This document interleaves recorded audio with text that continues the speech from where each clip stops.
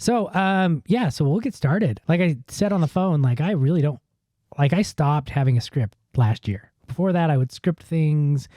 I would send questions beforehand and all that stuff. But I've just loved the interviews so much better in the last year than previously because we just have a conversation. We're just going to talk. Like I said, the last one we did with Craig Lancaster, we talked about that AI writing software for about 25 out of the 40 minutes. That's my fault. I'm sorry. No, it's okay. Yeah, just don't ask me about it. Okay. No, I won't. No, we'll ask.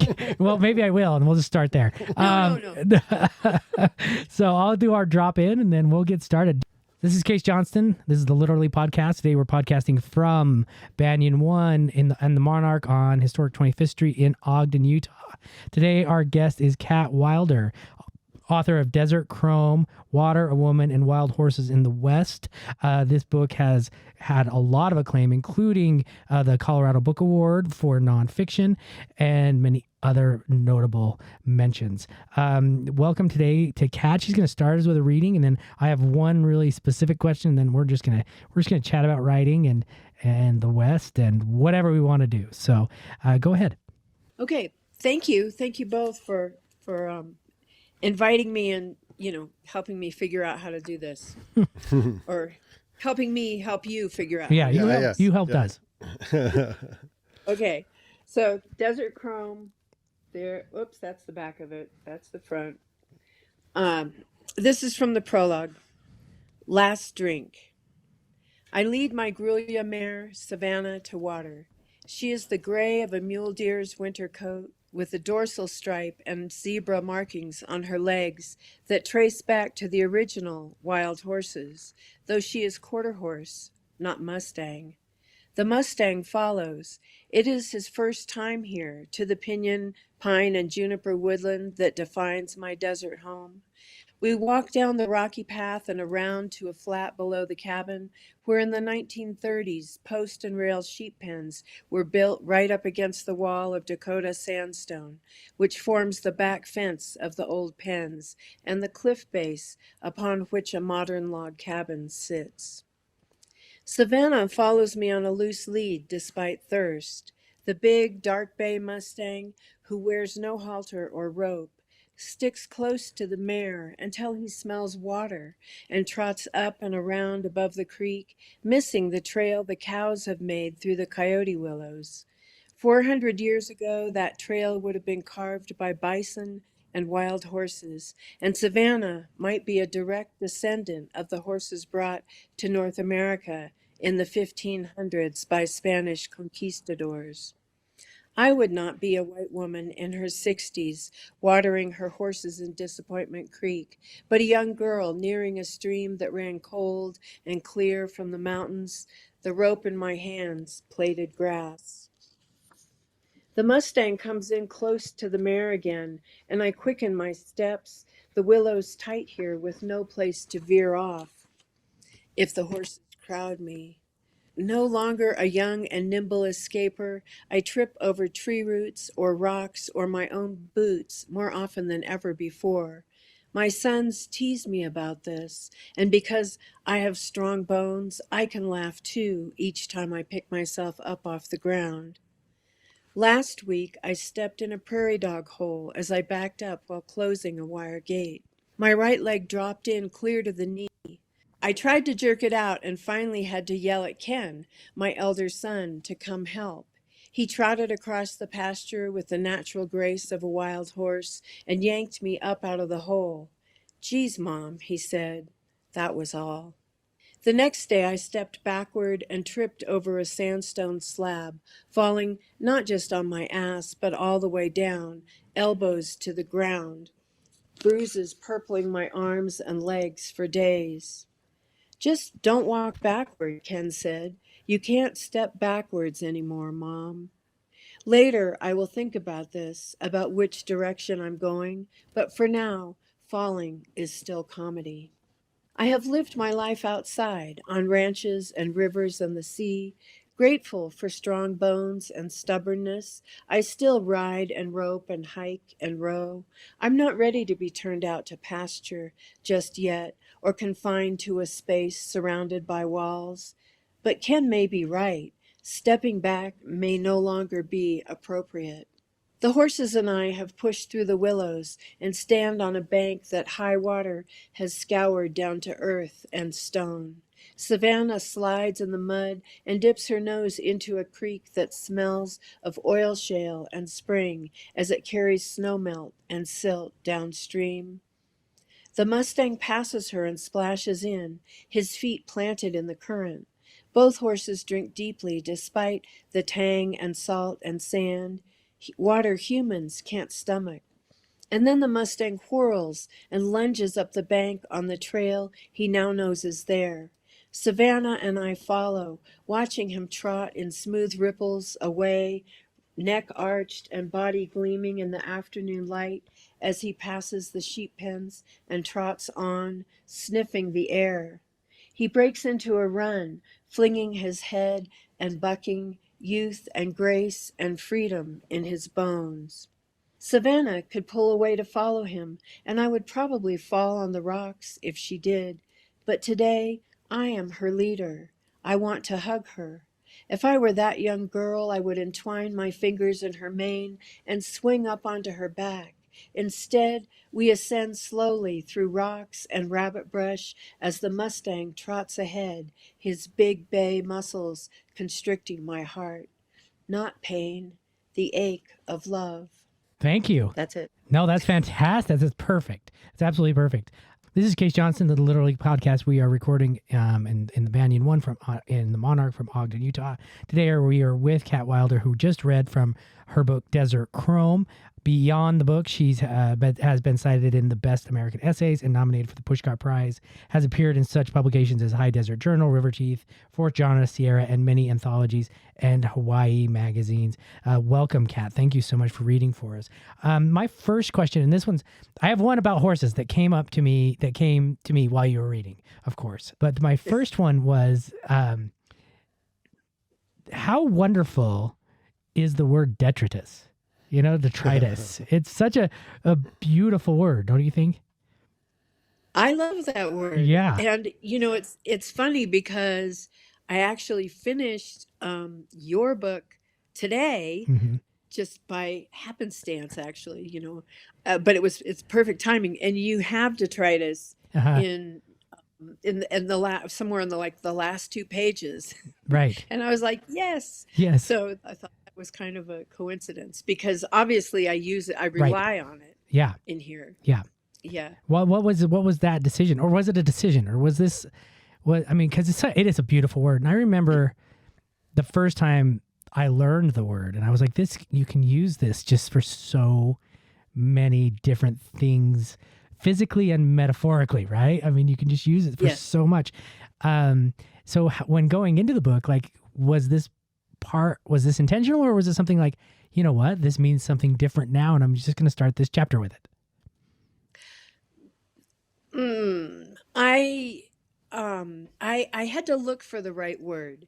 I kind of knew what I wanted to apply it to, but I had a sense of what I was aiming for, but I had to look for the word. My mother said, "But doesn't that mean like garbage?" Yeah, right. Yeah.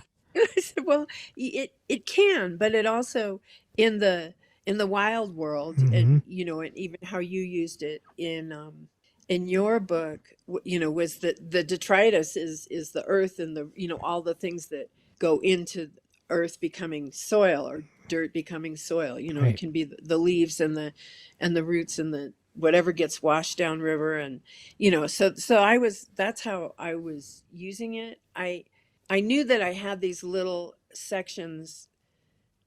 Okay, well, we know in a book that there's going to be backstory. I mean, I just can't quite imagine a book all being not backstory, all being in the present or future. So I didn't want to like live heavily in the past. I wanted to just kind of have these snippets that might give enough backstory for something to help explain something. And so I had all these pieces. I had actually way more than ended up in the book, but I had all these pieces that were, a page or two.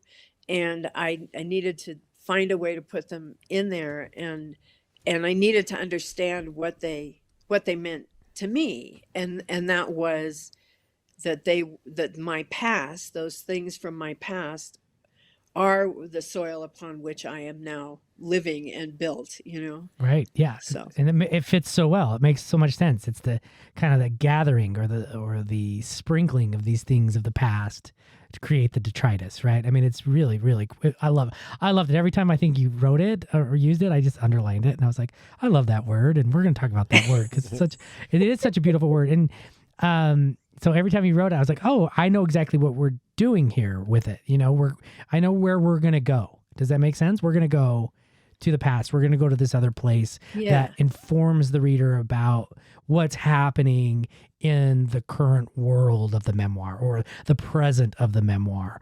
And I just thought that was so wonderfully done. And to use that word, which I just fell in love with in 1999, it was Chris Coquinos. I don't know if you know Chris Coquinos, but he introduced me to that word, and I've been trying to use it ever since, as well as someone like you and like Chris use it. I don't. I just kind of, I'm a mimicker, I guess. no, but it's there. It's there in your book, in the on the one of the last two pages, and I felt so connected. Yeah. Because there it was. And Lydia Yuknovich was my mentor at the Institute of American Indian Arts when I was working on the thesis that was the really first rough draft of that turned into Desert Chrome. And she was like, she just was like, I love that word. She was all over that word too. So I felt like it was the right word. And I think what you're saying is also, I wanted to give the reader some forewarning about what was coming, and you learn, I think, as the reader, that when you see both the word detritus as well as the italicized font, right, that what's coming. And so, eventually, or hopefully fairly soon, the reader is going to understand that sort of form, right? Which I think is important. I like to know. I like to know what's I do coming. too. It's really important. I've been teaching that memoir class for creative nonfiction for about 4 years now. And that's what I like to tell students when I bring examples like your book, and I'll say, look what the author is doing. And the author does this early on in the book so that we know there's going to be this shift. We know what we're doing in time. We know we're going to move from the memoir present to the memoir past because of this detritus and the italics, right? And I think once a reader, it doesn't, when it's done well, like your book, a reader kind of does it, they see it the first time, then after that, it's just natural within the book. And it's so important I think, for writers to do that and learn that establishing form early on really helps the flow and the digestion of the book. And that's why I really, really loved it. It worked really, really well. Thank you. Yeah, it was fun. It was great to read. In my thesis, there was a time constraint, and I didn't have the time to really experiment with form the way I wanted to. So I had an essay and then a detritus and an essay and a detritus. It was very linear, and I hated it, but I needed to, turn it in. And so it felt really wonderful when Torrey House Press, whom you know well, accepted the book for publication, and I got to really play around with it and go completely non-linear. Right. Anyway. Okay. No, that's fabulous. And but I do love that word, and it was one of those kind of signifiers. Where are we going to go in time? It was really cool, and I'm with you. It's like, especially with memoir, that if we are always just moving forward, I don't think that truly mimics, or I don't think that's truly authentic to the human experience in the way that we see the past, in the way that we write about the past. And because writing about the past and then writing about the past always triggers something else, or it takes us somewhere else, or associates us with something else. And that's why I love the movement between different pasts in memoir. I think it's so much more authentic. I agree. my next thought too was one part of the book that really I loved was this discussion of how the mythology of horses in the New World, right? This idea that they weren't here before the Europeans came, because I think that's the current mythology, right? Isn't it? Most people believe that horses, that the Europeans brought the first horses over. Well, Yeah. I mean, I, as I go into that a fair amount Yeah. in Desert Chrome, Yeah. and since horses evolved on the North American continent over 55 million years, Mhm. they are a native species. Right. They are indigenous to North America. Um, the I think the some people want to say that they weren't here until the Spaniards brought them, but that's just not true, and that negates a lot of other philosophies about horses. A lot of Right. native tribes, they have. We know that there was a great horse culture, but in their not mythology, but in their um, storytelling and going back and back and back, horses were always there for certain tribes. So who's coming in and saying that no, they just were completely had gone extinct, and then somebody else brought them, and so therefore they are not native to this continent. It's just not how I see it. Right. I thought that was like really, really intriguing, because I mean, I'm not a horse person. So you know what I mean? So I didn't know that much about it, but I found that horribly intriguing that, that there was this, that they've been here for so long. But I think that most of us, have always been taught that the Europeans brought them, and that was the horse's first introduction to North America, South America. And so in those chapters, I was underlining, because I just thought, wow, man, this is just really, really cool to learn about with horses. But from what I understand, they're not so much the horses that we know today, correct? The ones that were pre-European, or do you believe that they were closer than what we believe they were? I think that they're finding, that they have found that they are very close. Mm-hmm. Um, and there are, there's also the possibility that they didn't go 100% extinct. Mm-hmm. Like there were other mammals that didn't go extinct, that survived in pockets here and there. And it's possible that some horses did, and that when they were reintroduced, that there was some mixing of genes and blood, but we don't know. Right. Yeah. It's just, yeah. Science is science. Science is moves. It Right. moves and adapts to new information. It's not a solid thing all the time. Yeah. It's wonderful. It's great though to see that different perspective, because I just don't think that. I think people are pretty easily just take in that information, and they just say, well, this is the truth. And I love that kind of delving into the other side of it, that side of it that says, what the truth that may not absolutely be the truth. There's so much more out there. So I was wondering too, when it comes to horses, is not being a horse person. Like, my friend Shane Griffiths, I don't know if you know Shane, she's a great writer. But she also loves horses. But from your book, being somebody like myself who doesn't live in that world, doesn't live in the world of these beautiful animals, out on the ranch, all of that. It's for anybody listening, this book is just a beautiful, beautiful insight into what it means to love these animals, to love these horses, and what they mean, or what they can mean to us spiritually and physically and emotionally.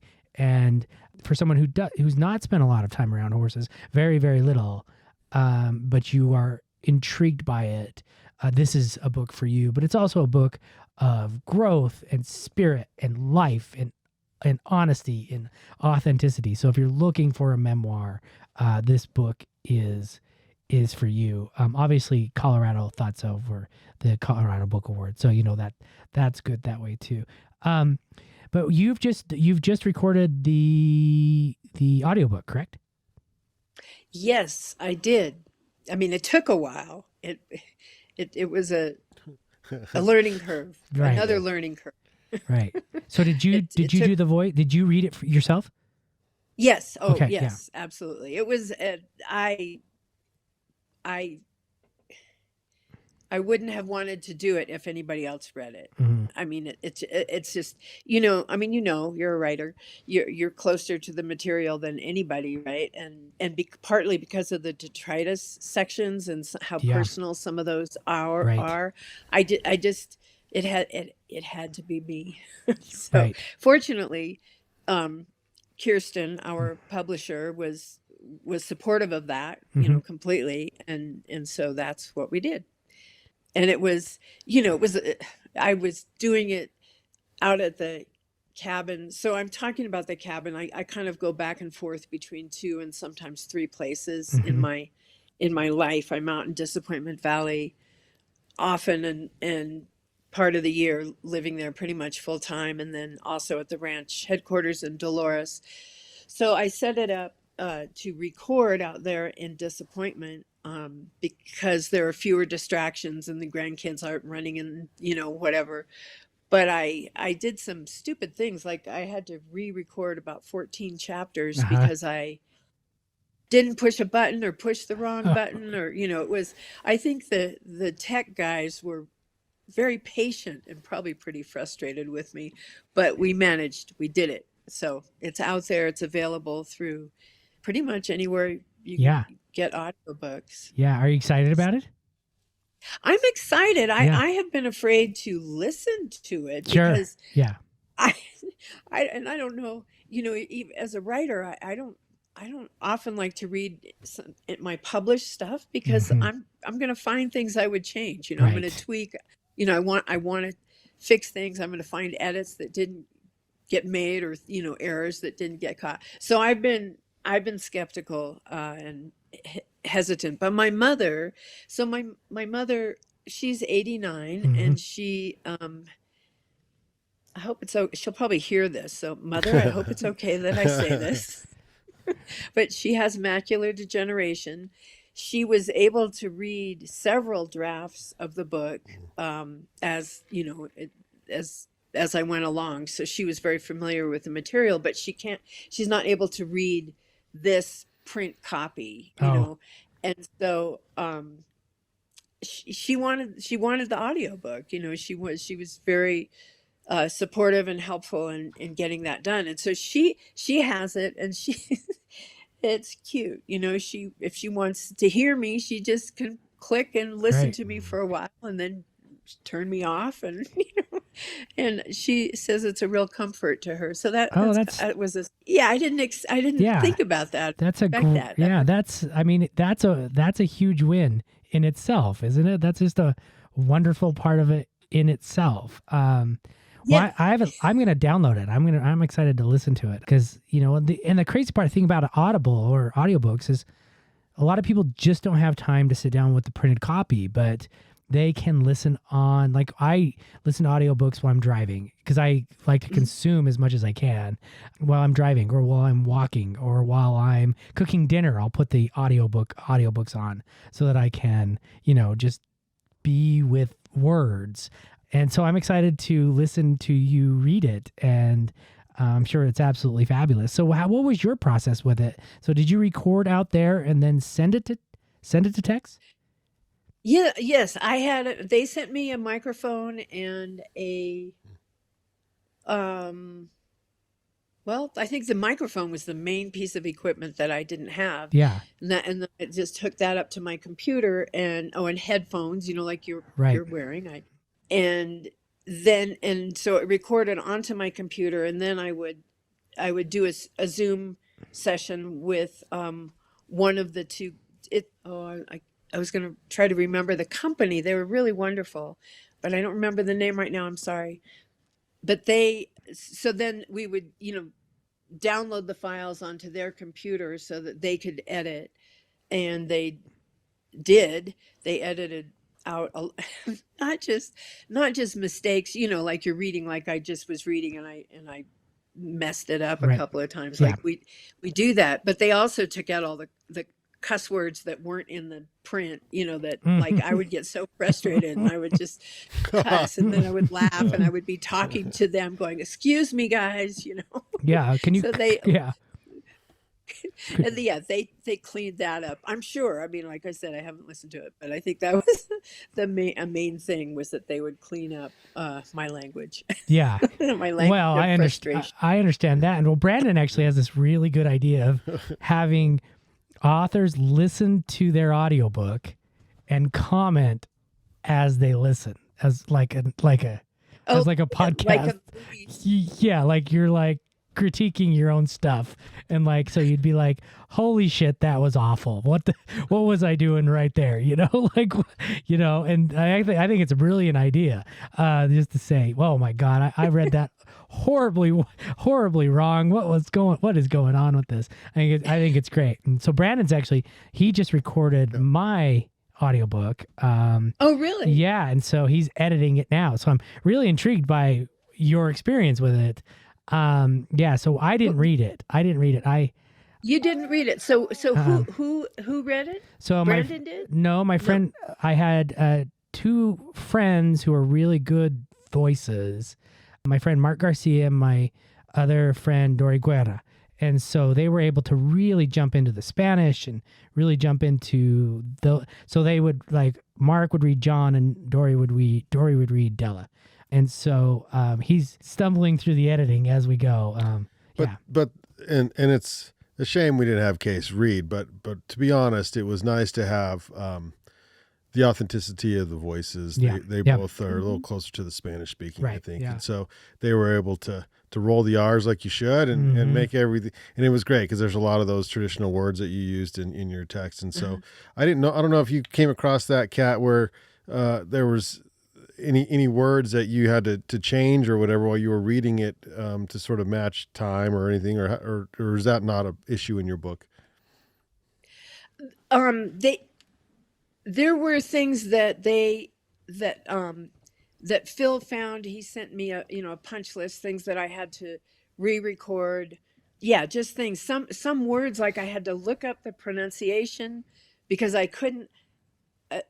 I just could, and then I wouldn't remember, and I would write it down and like mark it so that I would get the pronunciation right, and then I would come to the word and I would mess it up, and then I've heard other people use words that I said, I'm just like, oh my gosh. So there were things like that, and then he did have to, yes, I think speed up the text maybe and slow it down, to try to make it even. The thing about recording it really was over several months, especially because I badly messed up. And so, when I'm reading, I get into a mood, to a zone, to a voice, to a something. And if I was recording last week and then this week I'm doing it again, it might not match. And so they had to work on that and make that smooth. And again, I'm not sure. So Case, if you do listen to it, let me know what you think. I will. I'll call you. Now that we talk on the phone daily. I mean, we talked yesterday. We're talking today. So we're just friends and we just chat daily. Tomorrow we're going to talk about something else when I start the audiobook, and I'm going to ask, and just like your mom, I'm going to say, well, and I want to hear Kat's voice. I'm just going to turn on the audiobook, and then when I'm done with her, I'll just click it and say, okay, I'm good to go. But no, I'm really excited about it. I think that I've heard a lot of people with my book say, I haven't read it, I just don't have time. Is there an audiobook, right? Is there an audiobook? And And I think I'm excited about it. Brandon's excited about it. So if Brandon's excited about it, Yep. I'm excited because he makes me nervous. Like, like if he doesn't think it sounds good, then we got to do this whole thing I'm again. going And, to tell you. yeah. So I ask him all the Well- time, what'd you think? And I think he lies to me, but we'll see. Would I'm never. excited. hmm I'm excited to hear yours. It makes, a lot of sense because you have the two main characters and they alternate, they go back and forth, and so that to have a woman reading as well as a man reading, that just sounds great. Yeah. So I will get it. well, So sorry. is that also through Tory House Press then? No, we're gonna launch this under Banyan, because Tory House, just out of the contract, we kept my audio rights. So Oh, you did. yeah, See, I didn't. yeah. But I mean, of course, it'll be Tory House, Well, you would. but the production company will be Banyan, right? Yeah, so it'll be Yeah. Tory House as the publisher and Banyan as the production side of it. Yeah, and so well, the reason that I did it though is my friend Mark has gone through I wasn't even thinking about it, but he's had a really hard year, and we had a few drinks, and he said, "Case, I want to do your audiobook." And I wasn't even thinking about it, and I said, "Okay," I said I thought I would do it, and Mark said, "Well, yeah, but you're only half Mexican, so you can't." Yeah, so I said, "Okay, you got it. You're in. You got this." So, and that was his thing. He just said, "That's it." So and I said, "Okay, well, we got to get somebody else like, who's not half who's not half either." So so it worked out really, really well. But it's something that he was really excited about, and he did a really good job. I hope that he actually does other people's books because He's actually a really good reader. He's a really good reader. Yeah.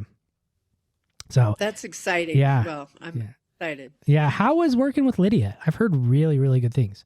Oh, well, I love Lydia. Yeah. Yeah. I mean, she's amazing. She's brilliant. She's completely accessible. Well, not so much, not now that I'm not her student, because the fame and glory has just, sort of washed her away. I mean, She is famous these days. Yeah. Yeah. I mean, which is fine. Right. But she was great to work with. Yeah. I had her for a year. I mean, it was a 2-year program. And so I actually had Linda Hogan. Oh, really? I love Yes. her work. I Yes. love her work. Yeah. I feel like I totally scored. I had Linda Hogan and Oh, you did really. Chip Livingston, You Lydia. did. Yeah. Yeah. I did. Yeah, you did. There's absolutely no question. Linda, I studied her in my undergrad and loved her work then. And Lydia is actually a really good friend with my friend Sean. And I've just heard just amazing things. Well, I mean, I know how good of a writer she is. Yes. Right. But I've just heard amazing things about her as a person and as a teacher and as a mentor. Yeah. She's amazing. Yeah. She's amazing. I mean, she's an amazing writer, of course, and then editor, mentor, so supportive and helping me, work through the stuck areas and helping me see things from a different angle, and then as in workshops, because we also took workshops from her. She doesn't just let you coast on the top layer, Yeah. she's going to get you down and then down and then down, into the hard stuff. And so some of those detritus are from like almost still word for word from her writing workshops. Yeah. She's amazing. Yeah. Yeah. She's I love her writing. I'm glad she's doing so well. Yes. Yeah. She's a voice that we need to do well, I think, Yes. And I've been lucky too. But not Linda Hogan, Lydia Yuknovich lucky. But there's only a few of them, I guess. What are you writing now? I mean, what are you working on now? What's the writing life for you these days? Yeah. I have 3. How is that a good answer? Yeah, I'm writing. That's for writers. That's the perfect answer. We get it. That's a full answer right there. Yeah, it really is. I have an essay collection that's circulating. Mm. It's, you know, essay collections are hard. Essays are a hard sell. They So are, yeah. anyway, but I still have it, and it's out there, and we'll see what happens. What's your scope on it? What's the aboutness of this collection? It's, you know, I struggled with form with that too, because Yeah. I just don't like to go linear, but I realized I had to go chronologically, because it's not, there are essays about that kind of follow my life. It's not a memoir, but I write personal essays. So Right. it's, you know, it's still, I'm sorry, but I'm still part of it. Yeah. But there are several essays about Hawaii and living in Hawaii and sailing on the double hulled voyaging canoes and paddling, and, you know, so there's a chunk about that, and there's so it's okay. Let me just back up a little bit. Someone asked me, I think it was Becca Lawton, who asked me, when she was interviewing me, about what I had to leave out of Desert Chrome. Mhm. And, you know, there's a lot in Desert Chrome. I mean, there's just a lot of different parts of my life that made it in, and the parts that didn't make it in the way, let's see, they're more important to me than they may show in Desert Chrome, and that's Right. Hawaii and the river. And so, you know, she said, what did you kind of have to, what did you not include? And that was, there is Hawaii stuff, as you know, but not like my life there. So I looked at that, and I was pulling forth material from those two parts of my life, as well as other things. So anyway, it's just essays. No, they're not just essays. Well, I'm sure I know that Kirsten's going to listen to this, and so Don't but get me in trouble. no. Well, she turned down my collection of essays too, so we're in this together. Oh, really? Yeah. Wait, she did? Yeah, They so did? we're in this together. So I don't even know what I'm going to do with it. I have no idea. It's just growing and growing, and none of it feels complete. Not one essay feels like it's ready to go. Because at this point, I should be shopping out, and Kat knows this. At this point, I should be shopping out 2 or 3 essays that are complete, because it's going to take 6 or 7 months to publish them.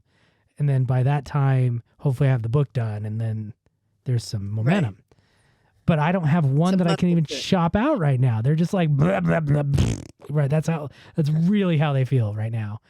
It's so hard. You just, as you know, you just keep at it. You just keep at it. Yeah. Just keep it. Yeah. So I also have a novel that is, I have several novels, in the drawer. I've got about 12. Or actually, myself, they're in the fireplace, the paper pile to start my burning stove. That's where most of my same. I've got a bunch of those. Yeah. But I do have a novel also about. It's also about Mustangs. Some of the same issues, but because it's, you write novels, it's so fun. It is fun. It's freeing. Yeah. It's freeing, and so I those characters are having a really good time. Yeah. Yeah.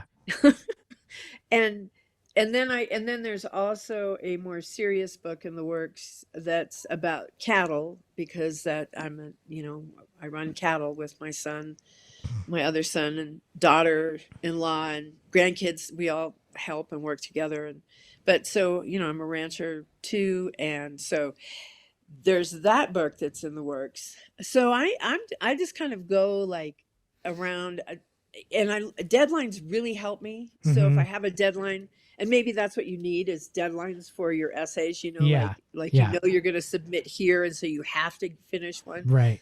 Get it polished, but that's what I do. So I work from deadline to deadline, and that helps me move the writing up on the priority list for every day, because we have horses and cows and all these animals that require a lot of time and attention. I mean, that's my day job, and so I sneak the writing in, early in the morning and late at night. But if there's a big deadline, it's like I have to go, okay, I have to stop here and do this. And that Uh, really helps. So so I have those. Those are the 3 books.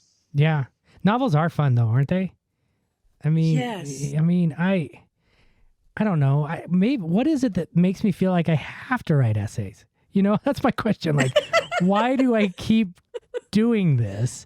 Maybe it's for myself. I don't know what it is, but once I get going on a novel, man, I can finish a novel. And That's funny. but with the essays, I'm like, why? But it's like something in me that's like I'm just devoted to them, and I'm like, do I really have to finish this collection? Do I? Nobody's waiting for it. You know, nobody's wondering when this collection, if Case Right, Johnston's going to write another essay collection.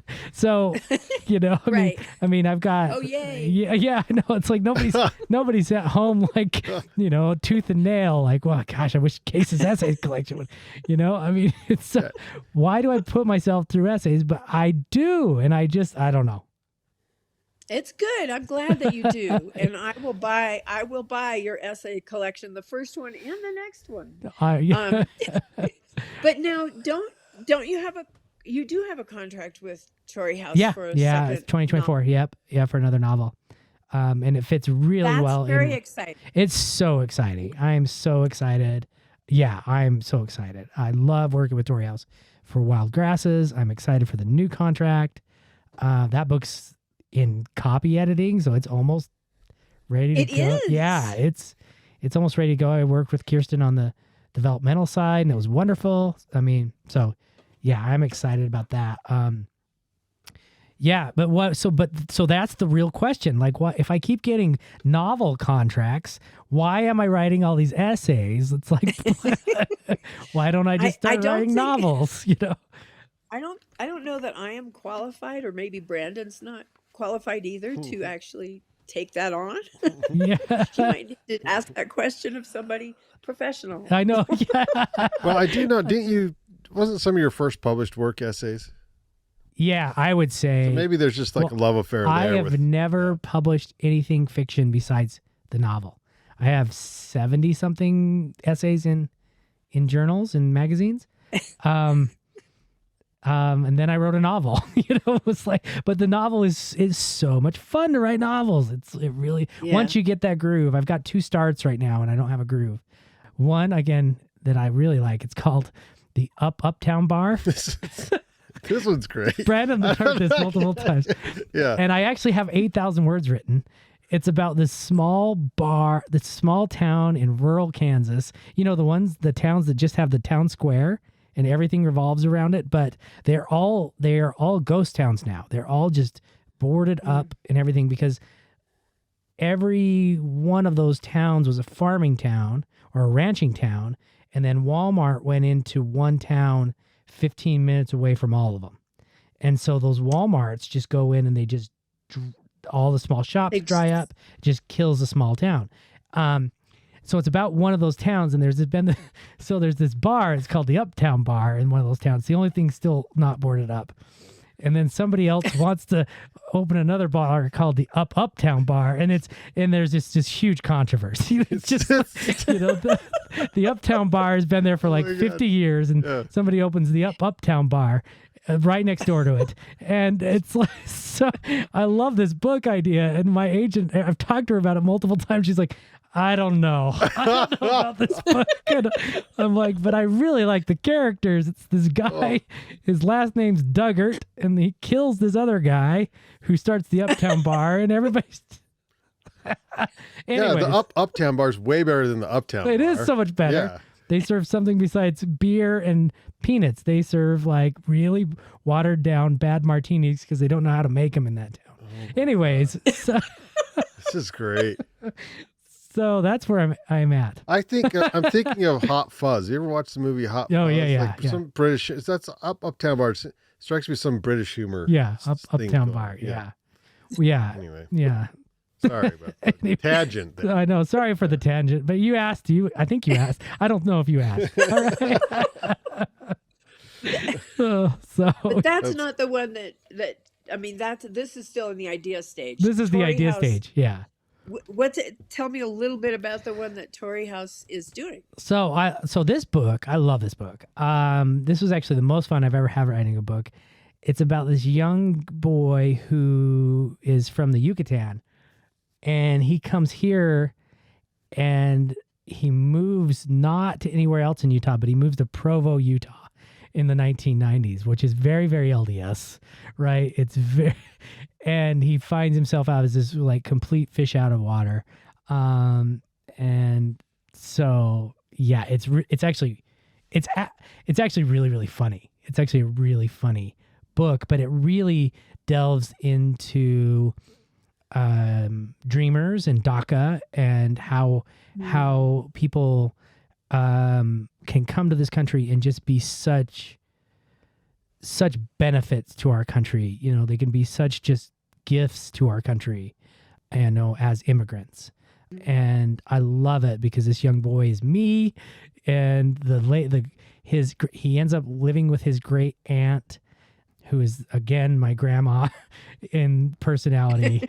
She cusses, she swears, she's my grandma again. She's my grandma Cordova, and lives with her in Provo, and they kind of become friends, but that's the 1990 story. And then it's her story in 1923 that actually kind of shows her move into the States and this crazy kind of new 1923, 1924 national immigration law and how that affected people coming to the States at the time. And that really ties into, so my mom was actually born in a track house from the railroad outside of Elko, Nevada, because my grandpa Cordova, he was a railroader, and they lived in those track houses during the 1930s and 40s. And so it actually delves into that life of how the building of the railroad through Colorado, Trinidad, and that's because that's where my family's from, and then up to Elko, and then eventually to Ogden or Utah, and that kind of like history of the building of the railroad, and then kind of shutting off the borders and that kind of. So it delves into all that in the 1920s and then into life in the 1990s. But it actually has a lot of really good humor.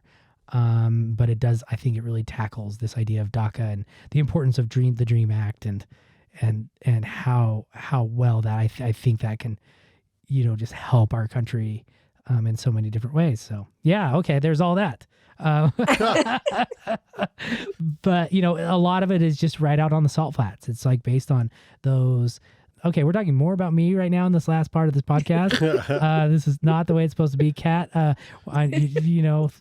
I'll call you tomorrow because we talk every day. We'll talk about this. But it really goes into like how transient the railroad workers were, and they had those what are they called, the boxcar homes in the 1920s and 30s, which were really, really, really crazy. So they would have boxcar towns, and I really dug into that, which I thought was super, super cool. So anyways, there's that. Don't ask me more questions. This is about you. But Brandon's given me we've been doing this for an hour. So yeah, I actually gotta go pick up my daughter. Oh yeah. She's at dance. Oh, at dance. Yeah. I got to go home and cook some chicken. But, thank you so much for joining us. This was such a great chat, and I'm excited to download the Audible book tomorrow. This is Kat Wilder's The Desert Chrome, Water, a Woman, and Wild Horses in the West. Thank you so much for joining us. This is Case Johnston. It's the Literally Podcast. We're recording from Banyan One in the Monarch in Ogden, Utah, on historic 25th Street. And again, thank you so much. And I'm going to ask Brandon to edit all the stuff about my stuff. We won't do that. But thank you so much again for joining us. Thank you both for doing this. Yeah, pick up this book. If you're listening, pick up the book. It's really worth it. I wanted to talk about the epilogue just briefly, and then I'm going to shut it down. But the epilogue is like this feeling of just when we need nature, when we need to put our feet in the dirt to become whole. That's the way I took it. Mm-hmm. It's just so real and so important. So, well, it's too bad I don't have time to read it. I know. Yeah. Because it really, really, guess it is. It is it's just. it's in the it's in the book. the in- audiobook. Oh, good. Yeah. And it just really is. It's like how being out there and putting our feet and our toes and being in the natural world and just kind of that's where our center. That's Or a form center. of biohacking. Take your shoes off, Yeah. get your feet on the Yep. grass. Yep. and Yep. It does wonders for your life. Does wonders. Yeah. So, well, thank you again, Kat. Thank you so much. Thank you both. Thanks, Yeah. Kat. It's nice meeting you. All right. You too. We'll talk tomorrow. Okay. Okay. See ya. Bye-bye. Bye.